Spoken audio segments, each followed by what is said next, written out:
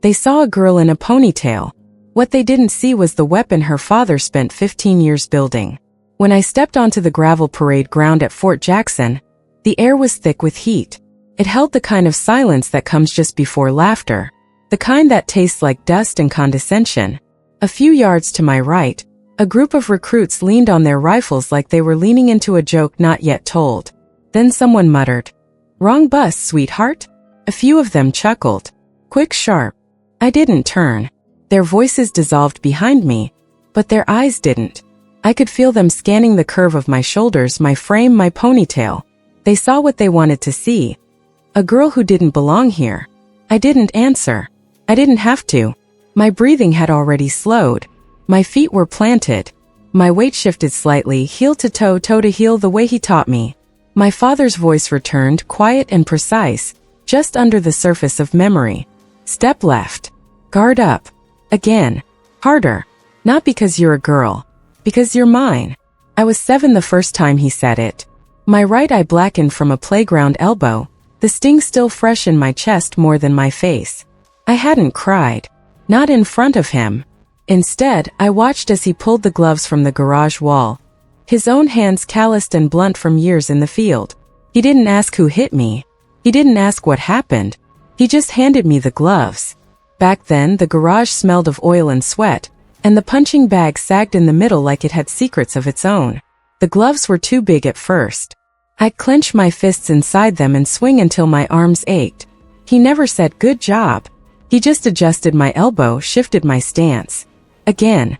Now, standing at Fort Jackson in regulation boots and government-issued fatigues, I felt his ghost in every nerve ending. The cadre started forming us into squads. Names were called, ranks assigned. When they got to me, someone snorted behind a cupped hand. I didn't flinch. The drill sergeant's voice cracked through the air. "Carter, front and center." I moved. Crisp. Clean. No hesitation. He scanned the clipboard, then looked up. "You the one from Tennessee?" "Yes, drill sergeant." He looked at me a second longer than necessary, then handed me a laminated training schedule. "Let's see if you know more than just how to braid that hair." The line earned a ripple of laughter. Someone behind me muttered, "Probably majored in pom-poms." I didn't respond. They saw the ponytail. They didn't see what had been forged beneath it. They didn't know about the 5 a.m. runs with a weighted vest before school. About the cold mornings I spent in silence, palms taped, feet bare on canvas, learning how to fall and how to rise. They didn't know I'd already buried the version of myself who needed to be liked. Let them talk. I wasn't here for them. My father started training me the day I came home with blood on my shirt and shame in my silence. 4th grade. I remember the hallway more than the faces. I remember the feeling of being pushed, the bite of tile against my knees. My backpack spilled open, papers fluttering like defeated flags. No one helped. No teacher saw. I walked home in silence. When he opened the door, he didn't say anything right away. He just looked at me, at the smear of dried blood near my mouth, at the torn strap of my backpack.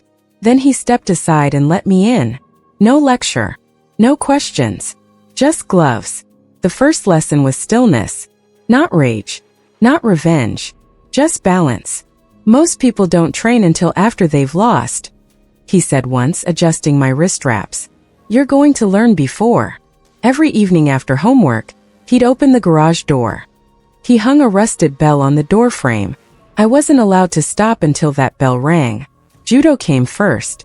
I learned how to fall, how to absorb impact, how to stay calm as weight pressed down on me. Then Krav Maga. My father didn't believe in flash. No spinning kicks, no theatrics. Just efficient violence, controlled, precise, invisible until needed. By middle school, I'd broken 3 boards in front of a black belt panel without blinking. By high school, I could drop most of the wrestling team in under a minute, not that I did. My father made sure of that. "The more they underestimate you," he said, "the quieter you should stay." In public, I stayed small. In the garage, I became something else. Each bruise was a paragraph. Each repetition, a sentence written into my bones. On Saturdays, he made me spar blindfolded. "Don't look," he said. "Feel. Listen. Anticipate. Sight is just one sense. Instinct is survival. I never forgot those words. At Fort Jackson, instinct came back like muscle memory. But it didn't matter to Staff Sergeant Blake. He was the kind of man who needed the world to spin on his terms. Tall, with perfect posture and a jaw clenched tighter than his boots. Always smiling but never kindly. He made a show of welcoming me the first week. Made sure the platoon laughed at my expense. Crowley was his echo, Jefferson the one who always smirked after the fact. And Wade had a way of making every bump, every accidental elbow feel like an indictment. It began subtly. "Lose your boots, Carter?" Crowley whispered one morning as I stood in front of my open locker, empty. "Maybe you left them in ballet class," Jefferson added. I didn't answer. I borrowed boots 2 sizes too big from a recruit named Espinoza. No questions asked. Just a nod. The next week it was my rifle. The week after that, my cot collapsed during inspection, sabotaged. Blake stood over me. His expression unreadable. "Discipline matters," he said. "Fix it." During fire drills, Wade made a habit of accidentally tripping me as we sprinted toward muster points. My knees were a mess of scabs. I said nothing. Then came the simulations. Blake convinced the instructors I needed extra realism. "She's not adjusting," he told them. "Needs pressure to grow." And so I was always outnumbered. In mock raids, I was sent into buildings alone against 3-man fire teams. In hostage simulations, I was the hostage, the last to be rescued. My wrists always left red after zip tie extractions. No one filed complaints. No one wanted to be the reason training slowed down. So I endured. My father's words echoed after every fall, every bruised rib. Pain is feedback. What you do with it, that's the lesson. I let them believe I was weak. But I remembered the bell. Each night after lights out, I'd replay the day. Every insult. Every slight. Every shove. Like film on repeat. But I didn't hold hatred. I held data. People mistake silence for submission. They don't realize it's often preparation. Then one night everything changed. It was a night ops drill. The kind where the base feels like a ghost town. Blackout conditions, minimal oversight, just objectives and silence. I was paired with a different squad. Blake and his trio weren't supposed to be there. But they showed up anyway. They intercepted our movement drill. Claimed it was part of the scenario. The instructors were nowhere nearby. It was dark. The lines between training and something else had blurred. They pushed too far. Nothing obvious. Nothing that would hold up on a complaint form. But I felt it. The tension in Wade's grip as he redirected me. The way Jefferson smirked when he whispered something I couldn't hear. I kept my guard up. I didn't escalate. But someone else was watching. Unseen behind tinted glass in the observation booth was Lieutenant Grace Liu. She wasn't scheduled for that night. But she stayed behind. Quietly. Just watching. I didn't know that yet. I just felt the shift. Like someone had lit a match in the dark, and the smoke hadn't reached us yet, but would. The next morning the schedule changed. Combat exercise. Room 214. Close quarters engagement. Lead instructor. Luigi. When I arrived, the mats were clean. Bright overhead lights. No weapons, just padded walls, training gear, and a clipboard on a folding chair. Lou stood at the edge of the mat. Calm. Controlled. Everything about her posture said she missed nothing. "Carter," she said without preamble, "you'll demonstrate today." I nodded. From behind her, 5 volunteers stepped forward. Crowley. Jefferson. Wade. 2 others I didn't know. Then Blake. He smiled as he stepped onto the mat. "Happy to help, ma'am." Lou didn't smile. "Good." She looked at me. "Demonstrate counter-restraint tactics. Begin when ready." No countdown. Just space. 5 bodies forming a circle. I didn't breathe harder. I just heard the bell. My father's voice. Step left. Guard up. Again. And then I moved. I didn't strike first. I waited. Crowley stepped forward first, predictably cocky. He tried to grab my forearm in a textbook restraint hold. Fast but lazy. I broke it at the wrist. Pivoted, used his momentum to throw him off balance. His chin met the mat with a dull thud. 28 seconds. That's how long it took. Wade tried to flank me. I stepped inside his reach, caught him in the ribs with my elbow. The The sound he made wasn't loud but real. His knees buckled and I knew he'd be out of breath for a minute. Jefferson circled wide, hesitating now.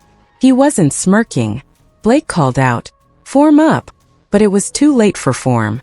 I saw Jefferson's left foot twitch, his toe. He lunged, hands low. Wrong angle. I trapped his arm, rotated, dislocated his shoulder clean with a twist. He cried out, not loud but enough. I turned. Blake came next. He didn't hold back. He never had to, not with me. That's what made it easy. He tried to go for a headlock, but he didn't see my center shift. I ducked under, pivoted on my left heel, and used both palms to snap his wrist as he passed. The crack was clean. Audible. He went down, teeth clenched. The last one, a new recruit, backed away without trying. I stepped back to the center of the mat, breathing steady. No bruises. No blood. Just stillness. Lou hadn't moved the whole time. Now she stepped forward. She didn't smile. She just nodded once. Training concluded, she said. No clapping. No applause. Just silence and the weight of what had just been witnessed. There were 2 platoons in the room that day. They would all remember. Crowley lay still, not unconscious but stunned. Wade had crawled to the edge of the mat, holding his ribs. Blake sat upright, cradling his wrist. The silence wasn't embarrassment. It was recognition. Lou turned to the instructors who had allowed Blake's realism drills for weeks. Her voice was even. I recommend Carter be reviewed for assistant instructor qualification. Immediately. The head instructor nodded, still watching me with new eyes. She walked over and placed the clipboard on the folding chair. Then she left. That was the last time Blake ever spoke my name out loud. Word spread quickly. Recruits are slower to salute than instructors, but faster to remember. They started leaving my gear alone. Someone replaced the boots I'd lost. Size 8 laces double knotted. No note. My cot never collapsed again. The whisper network shifted. No more talk about cheerleaders. No more quiet jokes. I wasn't one of them, but I wasn't outside anymore either. Weeks passed.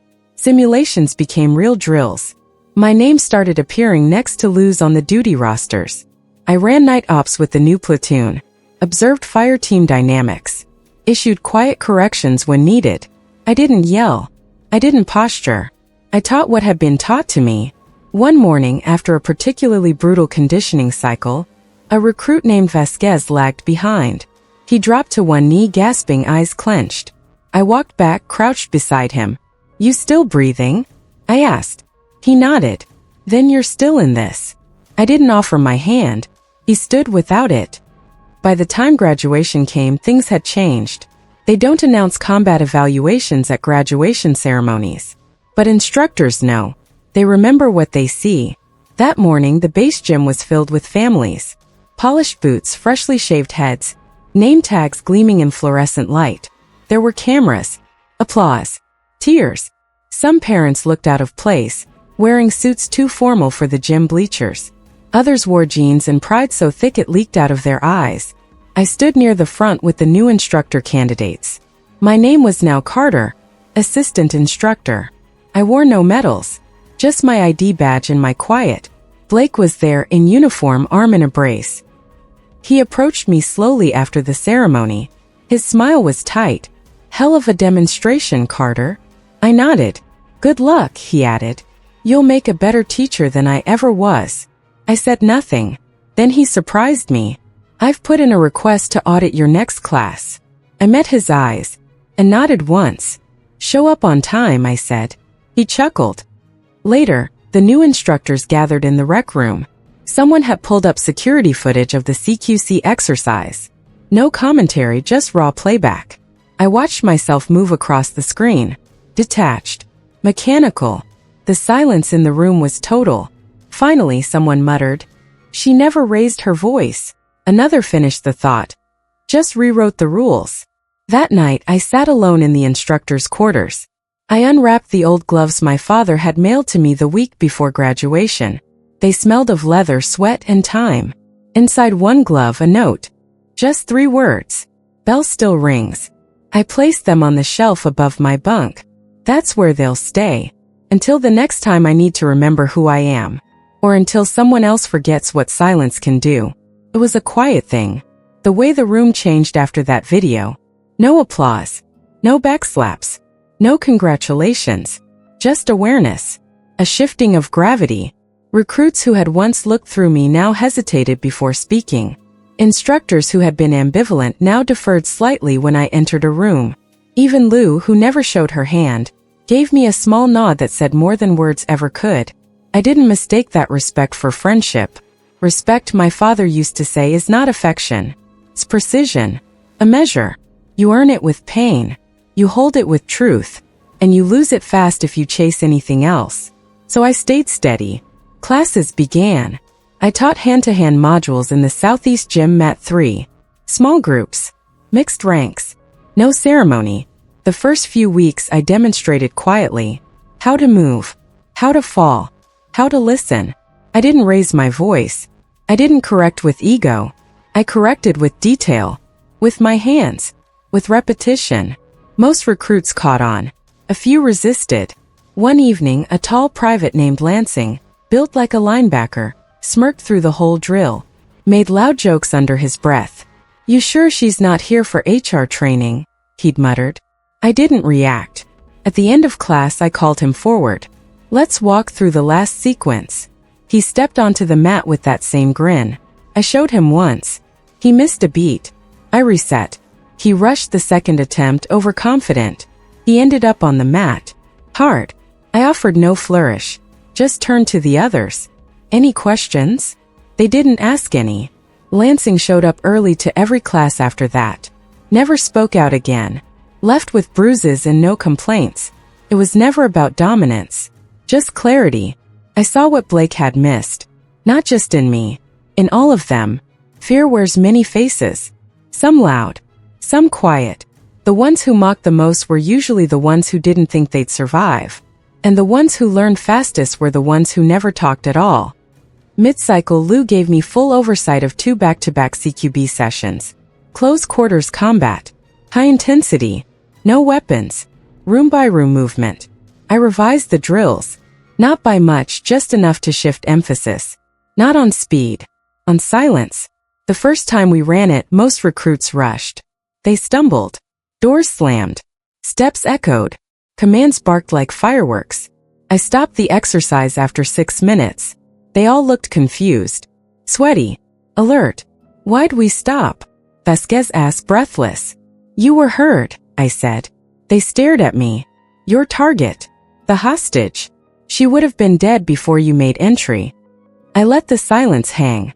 Let them hear the failure for what it was. Then I walked them back through. One room at a time. I moved with them. Corrected stances. Paused at every corner. Breathe lower. Step lighter. See before you speak. By the end of week 4, their steps barely registered. Their breathing was quieter. Their hands steadier. They didn't know I was replicating what my father had done with me on cold concrete. One mistake at a time. Erased. Replaced by calm. Sometimes Lou would observe from the upper deck. Arms folded. Eyes tracking each movement. She never praised in public. Once she passed me after a drill and said, "Control is inherited. You didn't just earn it." I understood what she meant. My father's shadow wasn't a burden. It was my foundation. Then one day I received a request from base admin. A transfer candidate. Special case. Former airborne. Dishonorably discharged. Re-enlisting under a waiver. Anger issues. Multiple altercations. I read his file twice. Lou gave me a choice. "You don't have to take him." I said yes. The first session he refused to speak. He glared through the drills. Didn't follow instructions. Stood out like a flare. After class I approached him. "Name?" "Mercer." "You want to be here?" Silence. I nodded. "Tomorrow wear wrist wraps." He looked at me confused. "Why?" "Because you'll be on the mat with me." The next day he showed up. Late. No wraps. I let him pair with Jefferson, a second cycle instructor now. Mercer overpowered him easily. Didn't let go when told. I stepped in. "Now me," I said. He hesitated. "You serious?" I didn't answer. He rushed. Predictable. I shifted. Let his weight betray him. He hit the mat fast and hard. Wind knocked clean. Before he could recover, I dropped to one knee beside him. Respect starts when you choose not to escalate. His face flushed red. Not with pain but recognition. He got up slower the next time. After that, he showed up early. Never missed a class. 3 months passed. Graduation loomed again. Lou handed me a roster of incoming recruits. My name now sat next to hers on the header. Instructor Carter. I stared at it a long moment before folding it neatly into my locker. That night, I sat under the old bleachers near the back field. The air was cooler. Autumn creeping in. I called my father. No small talk. Just said, "Bell still rings." He didn't say anything at first. Then quietly, I heard. We sat in silence. 2 phones. No distance. I asked him how he knew when I was ready. He said, "The moment you stop trying to win." And I understood. This wasn't about being the best. It was about being the one who held the line. For those who couldn't yet. For those who thought they'd never be able. For those who still saw a ponytail and made assumptions. Let them. The rules weren't made for us. But I'd learned how to write new ones. In ink made of bone, breath, and repetition. I walked back to the barracks alone. The lights were out. The path silent. And somewhere in the dark, I knew a new recruit would arrive tomorrow. And think I didn't belong. I smiled quietly. And kept walking. Graduation came quietly. No banners. No brass bands. Just names, numbers, and orders. Most of the recruits were too busy thinking about leave to care about ceremony. But I noticed the little things. The way Vasquez walked straighter. How Lansing helped a smaller private carry their gear without being asked. The way Mercer stood with his hands folded behind his back. Expression still. Like he was anchoring something invisible inside himself. They were different. Not perfect. Not polished. But tempered. That morning, Lieutenant Lou handed me a folded memo marked, "Internal use only." It listed new instructional rotations and additional roles for select NCOs. My name appeared under CQB Curriculum Development and Instructor Mentorship Program. A note was scrawled at the bottom in sharp pen strokes. Effective immediately. Report to Training Command. No ceremony. Just continuation. That's how real things change.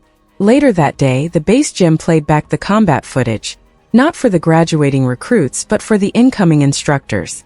Lou introduced the video without commentary. "Observe," she said, and then stepped back. They watched in silence.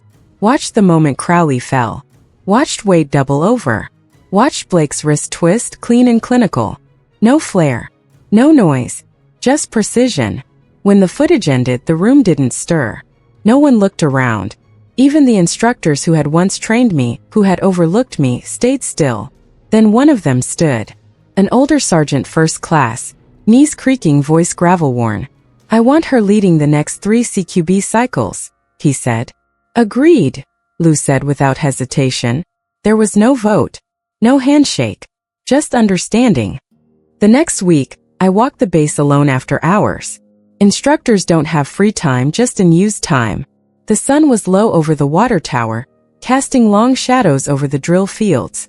I paused outside the mess hall. Inside, recruits laughed, traded stories unburdened. They didn't know yet how fast peace fades when it's not reinforced by discipline. I didn't fault them for laughing. That's what strength gives you, space to breathe. I left them there. The air smelled of diesel, dust, and late summer grass. I passed the spot where Blake had first assigned me to extra drills. The gravel still crunched the same. But now I wore a different name tag. My boots made a different sound. And when I entered the armory that night, the guards didn't ask why. They nodded. "Evening, Instructor Carter." Respect. Not affection. Not friendship. Just precision. The following Monday, Blake showed up early to the CQB observation deck. Wrist in a brace. Clipboard in hand. I nodded when I saw him. He returned the gesture, quietly taking a seat near the back. He didn't interfere. Didn't smirk. Didn't speak. He watched. When class ended, he approached. "That control," he said, eyes on the training floor. "That wasn't in your first evaluations." "No," I said. "Because no one was watching." He nodded slowly. "You think I deserve what happened?" I met his eyes. I think you learned what happens when people underestimate the quiet ones. He absorbed that. No defensiveness. Just silence. Fair, he said. Then added, thank you. Not an apology. Not an admission. Just a pivot. That evening, he emailed me a recommendation letter for senior instructor placement. Unsolicited. Unembellished. The subject line read, competence has no rank. Word got around. Not about the fight, but about the footage. About the stillness. About the rewrite. A new class of recruits asked if I really broke Blake's wrist. I didn't answer. Lou answered for me. She corrected what others tolerated, she said. That's what leadership looks like. They understood. Some nodded. Some flinched. One asked how long it took. I told them. 15 years. Sometimes in the quiet hours before dawn, I run the old track my father made me circle before school. I can still hear the gravel shift. Still feel the rhythm in my bones. Every third lap, I stop near the old chain-link fence and shadow box. 3 minutes silent. No music. No gloves. Then I stretch. Reset. Back to the classroom. Back to the mat. Back to the part no one films. The hours of teaching others to unlearn bad instincts, to refine small movements, to trust stillness more than strength. There's no audience for that. No applause.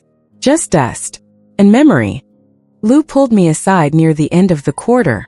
Teaching recruits is hard, she said. Teaching instructors, that's the real test. I didn't flinch. Give me the syllabus, I said. She smiled then for the first time. Not wide. Not warm. Just enough. She handed me a folder. Inside a list of names. Instructor candidates. Future builders. People who'd shape the next 10 cycles. People who didn't yet know what quiet leadership looked like. They would soon. I was ready. Because some people are made to fight. Some are made to follow. And a few, just a few, are made to teach. Not with words, but with what they carry between their ribs and behind their silence. That's what my father meant. Not because you're a girl. Because you're mine. Because real strength isn't seen. It's remembered. And when it's needed, it doesn't ask permission. It just steps forward. Graduation day came for the newest platoon. They called it a ceremony, but there was no stage, no speeches. Just a rusted bell. A small formation on the same cracked gravel where I had once stood alone with their stares scraping across my back. The weather was clean. No clouds. No breeze. Just the dry hush of South Carolina heat pressing down on every exposed surface. The recruits stood at attention, fresh uniforms starched and clinging. Faces half sunburnt, half determined. Many would move on to infantry, engineering, medic roles, some to things they wouldn't talk about for years. A few wouldn't come back. None of them knew that yet. They only knew they had made it here. That they'd survived something, even if they couldn't explain what. Behind the bleachers, a projector screen had been pulled from the wall of the base gym. It flickered on in the silence. Security footage. Black and white. Time-stamped. The CQB demonstration. Me in regulation fatigues. Crowley. Wade. Jefferson. Blake. They moved on screen with confidence. Then quickly they didn't. No commentary. No audio. Just 28 seconds of movement. And then stillness. Some of the recruits in the crowd shifted uncomfortably. Others leaned in. A few whispered names. Blake. Wade. Wasn't that Crowley? I stood to the side, arms crossed. Blake was there wearing a brace still, not because he had to, but because some reminders shouldn't heal too fast. He'd requested to audit the class again. Requested me as instructor. When the footage ended, the lights came up. Lieutenant Lou stepped forward. Observe the difference, she said, between dominance and control. Then she turned toward me. Carter, let us through final field prep. I moved to the center mat. No ceremony. No title. Just a plain voice. And every set of eyes locked in. Later that afternoon, I found myself in the instructor wing, reviewing applications for the next intake cycle. My desk was spare. A water bottle. A folder. The gloves my father gave me, still folded, still worn. A knock at the door. Blake stepped in. Quick word. I nodded. He sat opposite me, quieter than I remembered him ever being. I wanted to say when I started here I thought leadership was about being seen. About presence. Noise. He looked at his wrist still bound. You showed me I was wrong. I said nothing. Just let him sit with the thought. Finally, he reached into his uniform pocket and pulled out a small envelope. No return address, he said. Came to admin this morning. He handed it to me. I opened it. Inside a note. Just a single line typed. We watched. We remember. She leads like you did. There was no signature. But the return stamp bore the insignia of my father's old unit Ghost Company, 3rd Recon. I folded the note and placed it beside the gloves. Blake cleared his throat. I'd like to request permanent reassignment to the instruction unit, he said. Not as lead. Just to learn again. If that's permitted. I met his eyes. You'll start on night rotations. He nodded. No protest. And you'll run the laps. All of them. I figured, he said, then paused. Thank you. I didn't answer. That night, the base rec room was quiet. Just a few recruits playing cards. One humming to himself near the vending machines. I passed by without stopping. Near the far end, I overheard 2 young recruits whispering. Did you hear? She never raised her voice. Just rewrote the rules. They didn't know I heard them. Didn't matter. It was never about what they said. It was about what they learned to see. Later, in the still of my quarters, I unpacked a crate I hadn't touched since my first week. Inside, field notes from my father, photos, maps, tactical scribbles written in block letters faded with time. I pulled one loose leaf page from the bottom, his handwriting jagged and familiar. Strength isn't size. It's refusal. Refuse to be made small. Refuse to act small. Refuse to wait for permission. He'd written that when I was 13. I taped it to the inside of my locker, so the recruits could read it when they passed. Not because it needed to be explained, but because some truths don't change. Weeks passed. The new cycle began. Fresh boots. Fresh doubts. And every one of them saw the same thing when I entered the gym. A woman in a ponytail. Quiet. Standing at the edge of the mat. Saying nothing. They saw what they wanted to see. But they didn't see the bell. They didn't feel the calloused hands that built this silence one bruise at a time. They didn't see what my father gave me. Until they did. And when they did, they never forgot it. They all thought they knew who I was. Every man in that barracks saw a cheerleader who got lost on the way to the air-conditioned part of base. A ponytail. A girl. They didn't see the repetitions burned into my joints. The late nights holding ice packs in silence. The quiet beat of discipline taught with nothing more than a stare and a bell and a voice that never had to yell. They didn't know the gloves I wore were once stitched by a man who taught me that control wasn't something you claimed. It was something you proved without fanfare, without audience. And in 28 seconds they learned. 5 broken ribs. 3 dislocated shoulders. 1 shattered ego. Not because I was trying to prove anything, but because someone had to remind them that real strength doesn't look like noise. It doesn't walk in with swagger or bark orders or need an audience. It waits. It listens. It moves when necessary and only then. And when it speaks, it doesn't shout. It rewrites the rules.